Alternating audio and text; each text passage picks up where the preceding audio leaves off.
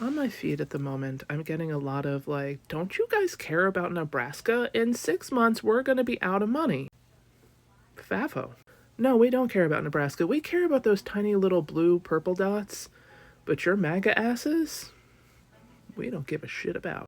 Because we now know, I mean, honestly, I don't think most of us knew this but we now know that Nebraska is somewhere between 45 and 65% undocumented labor. You in Nebraska had to have known that because you went to the polls intentionally to get those undocumented people out of your state. What with their flavor and spices and ability to sway their hips and, stamp their feet in time to the music, you were fucking offended as hell. Now, there was that, disconnect between, they do all the work and they pay the taxes, but we want them out. I don't know, I guess you guys thought there was going to be some kind of surge of white people just be like, oh, thank the Lord, we've been looking for this job for forever. Please pay me less than minimum wage. I cannot wait. Oh, right, they didn't. And before ICE could even show up to get your undocumented workers out, they up and left, taking their tax payments with them, which was part of the reason why you guys will be out of money in 6 months. All that I want to lower my taxes shit, congratulations, now they're lower. We are sad that Nebraska might go under because we understand what you guys raise and grow. We understand what will be missing. We're sad about it, but we knew what was going to go missing when Trump was, your top pick. Well, your only pick. Did you even have another candidate? And when we read Project 2025, we knew what was coming.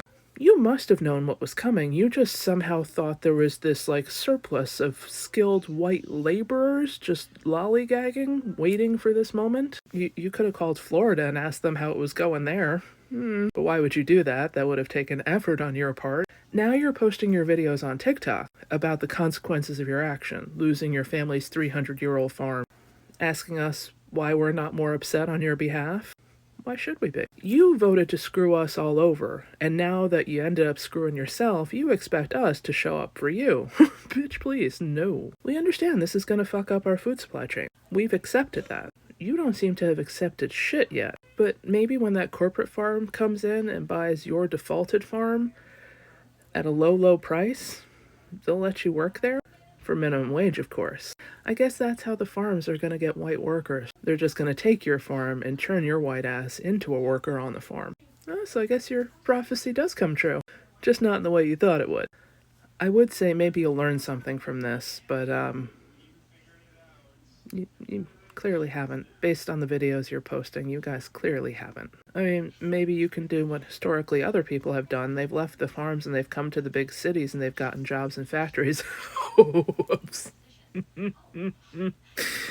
Yeah, good luck out there. Tell those liberals and Democrats in town, the ones you talk about, tell them we've got their backs. Yours? No. No. Are we going to feel guilty about our decision later on? No. Because had it worked out in your favor, you'd currently be hop, skipping, dipping, square dancing, screaming all over TikTok, we were right, we're so rich, we're so special, we're mega, you're shit.